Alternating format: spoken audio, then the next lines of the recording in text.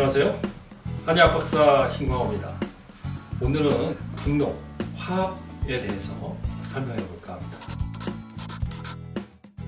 감정이라는 것에서 가장 에너지가 높은 감정, 그게 이제 화예요. 분노죠. 근데 이 분노라는 것을 우리 한의학에서 봤을 때 어디에 배후를 시키느냐면 목화토금수 했을 때 화에다 배후시킨다고 생각하는 분들 많습니다. 화가 아닙니다. 사실은 이 분노를 일으키는 감정은요, 화에 해당되는 게 아니라 목입니다.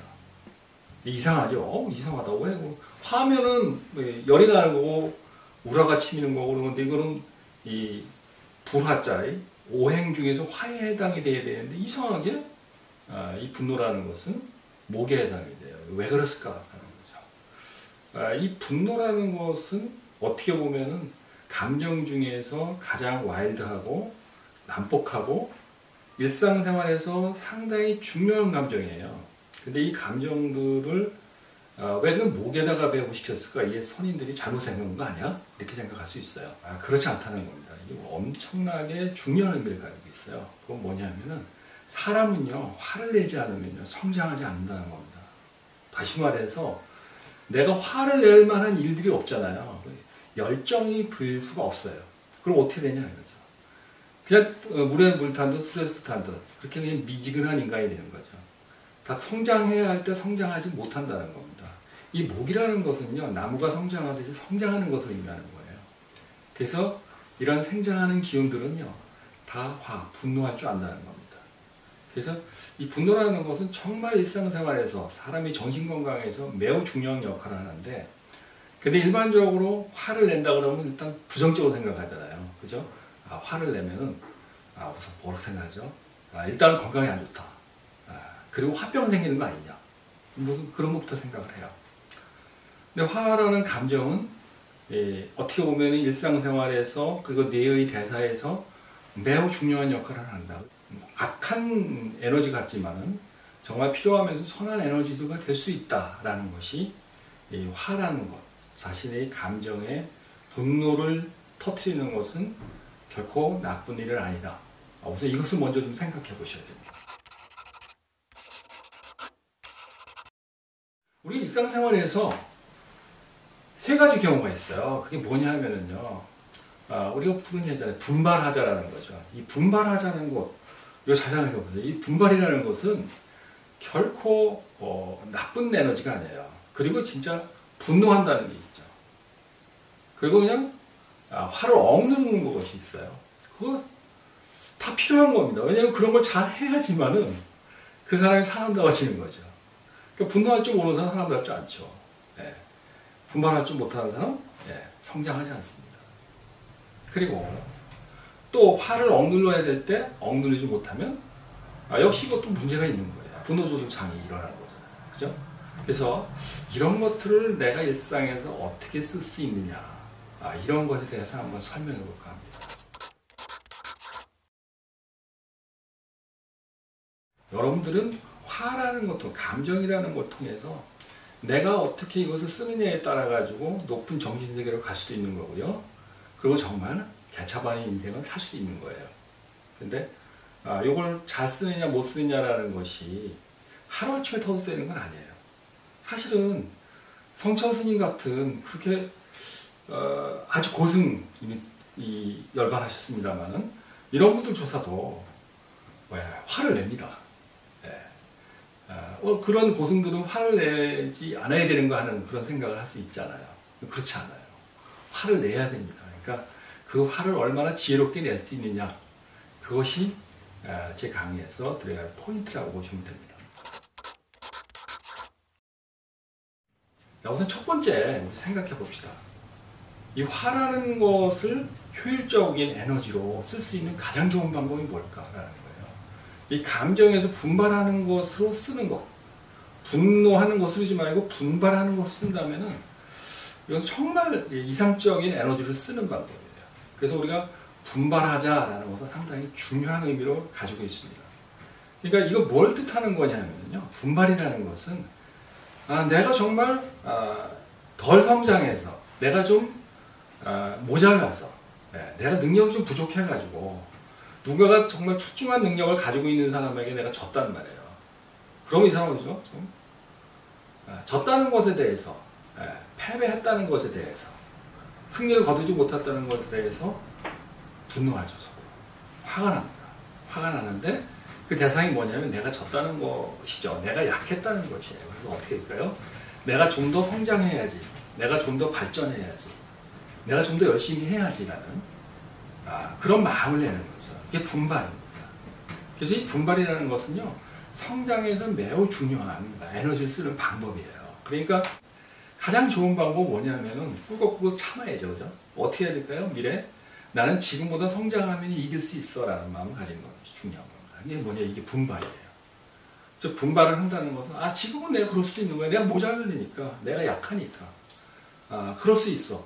그렇지만은 그건 화가 나긴 하지만은 지금보다 더 나은 사람이 되면은 그거는 극복할 수 있는 거에서 분발할 수 있다면은, 그럼 이 사람의 에너지를 어떻게 됐어요? 좀 와일드한 에너지에서 좀 더 미래지향적인 아주 긍정적인 에너지를 바뀔 수가 있는 겁니다. 이것 때문에 사람이 성장할 수 있는 거예요. 그래서 이게 이 목이라는 기운, 사람이 가지고 있는 어진 마음에서 일으킬 수 있는 가장 좋은 에너지 기운이에요. 그래서 이런 분발하는 기운을 우선 가장 많이 써야 되겠죠. 근데 이런 분발하는 에너지 기운을 맨날 쓸 수 있을까요? 라는 거죠. 어쩔 수 없이 사람은요, 자기가 받을 수 있는 스트레스, 스트레스가 너무 나는데 이건 정말 참을 수 없어, 나는 정말 못 참겠어 라는 경우가 있습니다. 스트레스가 쌓일 만큼 쌓여가지고 나는 정말 어쩔 수 없어 어딘가가 분출해야 돼 라고 마음 먹는 경우도 있다는 거예요. 그럼 그런 경우에 어떻게 되냐 이거죠. 참아요? 꿀꺽꿀꺽 참는다고요? 병되죠. 그게 화병이에요. 내가 화를 낼 수 있을 때 화 못 내는 거. 그거 어떻게 되겠어요? 심장박동수가 높아지고 교감신경이 흥분하고 잠 안 오고 얼굴이 열 뻗치고 이렇게 되는 겁니다. 화병이 되는 거죠. 그런데 이런 경우에 어떻게 되냐 이거죠. 요즘 뭐 스트레스 해소하기 위해 가지고 뭐 여러 가지 방법 쓰지 않습니까? 뭐 하다못해 도끼로 장작 패는 뭐 이런 폭력적인 행위를 뭔가에 대신해주는 방법이죠. 분출시켜주는 방법입니다. 뭐 스트레스 해소하기 위해 가지고 다 망가져 있는 쓰레기 같은 집기들을 나누고 망치로 후드려 패는 그런 방법도 쓰고 뭐냐 이거죠. 자신의 몸속에서 쌓여있는 수많은 정보들, 수많은 에너지들, 부정적인 에너지들을 그런 행위를 통해 가지고 분출시켜버리는 방법을 씁니다. 그것도 스트레스 해소 방법이 하나예요. 그러니까 하다못해 뭐 누구 그러죠, 뭐 저 바가지라도 하나 깨트려 놓고 하다못해 기와장이라도 하나 밟아서 깨트리고 접시라도 한번 깨트려 보고 그렇게 하면서 내 안에 쌓여 있는 부정적인 에너지들을 소모시켜주는 방법들, 이것도 화에서 벗어날 수 있는, 화를 다스릴 수 있는 방법일 수 있어요. 근데 이제 이런 방법들은 사실 어떻게 보면은 앙금이 좀 남긴 하겠죠. 손해도 조금 있습니다. 그렇지만은 분명한 것은 내가 참을 수 없었을 때는요, 그런 방법도 써야 된다는 겁니다. 이것도 긍정적인 에너지입니다. 이런 분들이 있어요. 그러니까 폼생폼사 하시는 분들, 또 폼을 잡을 때 가장 많이 쓰는 감정 에너지가 뭔지 아십니까? 그게 화입니다.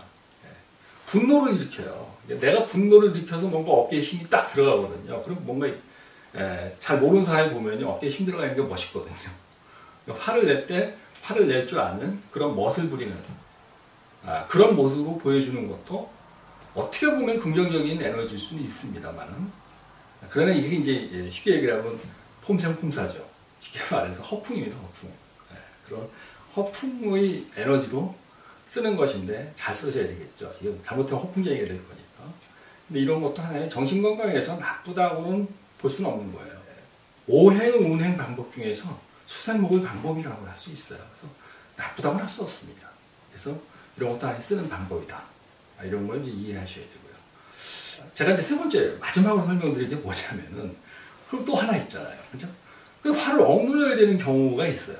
여러분들은 이게 정말 필요한 것일까라고 생각하는 분들 많습니다. 근데 이 화를 억눌러야 되는 경우가 뭐냐면요, 뭐와 연결되어 있느냐면은 예의하고 연결되어 있어요. 우리 동양에서의 5덕 중에 하나, 인의예지시 중에서 예는 화에 해당이 됩니다. 그러니까 화생토하는 기운에서 있어요. 가장 중요한 건 뭐냐면 분노라는 목이 예라는 것을 만들어내는 그런 원리가 있습니다. 이게 뭔 뜻이냐 하면은 쉽게 얘기를 하면 그런 거예요. 예전에 우리 어머니 때의 시대에서 가장 화병의 원인이 되는 주부들 그리고 우리 어머니 세대들이 가지고 있는 화병의 원인은 대부분 뭐죠? 시어머니, 시아버지, 시집살이를 하면서 받을 수 있는 분노들이죠.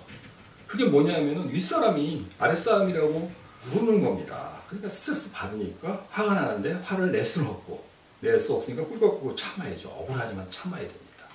그게 뭐냐면 예의를 세우기 위해 가지고 어쩔 수 없이 내가 화를 어떻게 했어요? 참아줘야 되는 겁니다.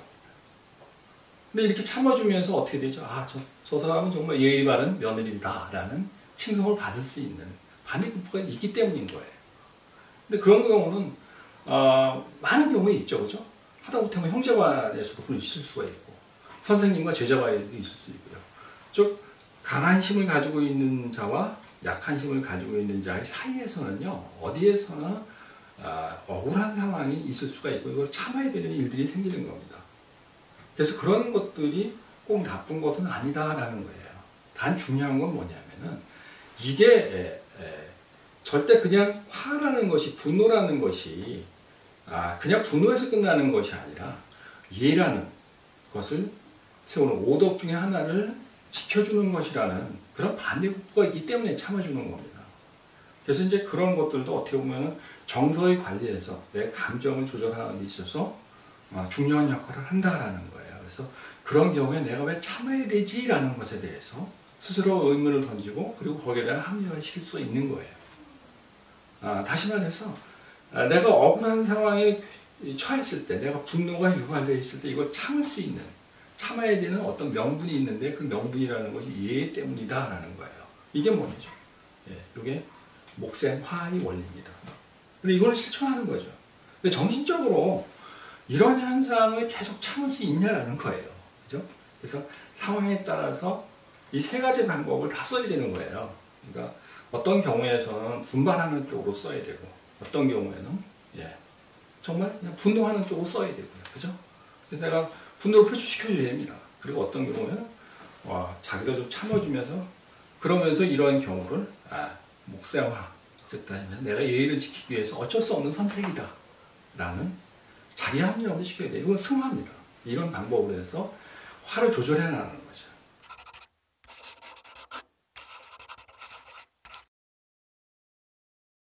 사실 이제 요즘은 이런 것을 부모적으로 생각하지 않죠.